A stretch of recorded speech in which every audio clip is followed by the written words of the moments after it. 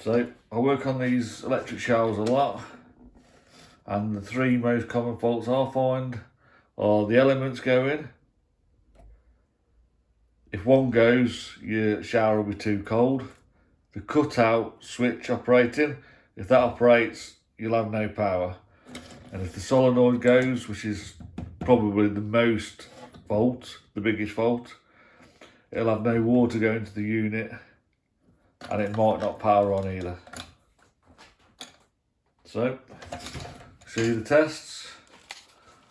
I'm setting mine to continuity. It's like a speaker symbol, and it makes a noise when you touch them together. I'm not too concerned about the readings. I'm just going to test to make sure that the elements are continuous. So that's one continuous element.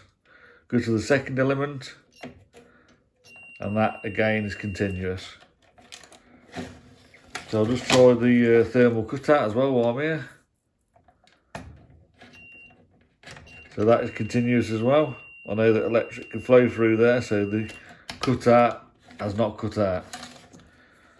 And then the solenoid, this one is faulty, so it should sound like that, but there's nothing coming from it.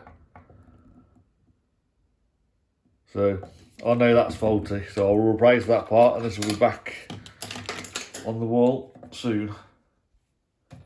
So element, thermal cutout, solenoid, 3 top faults.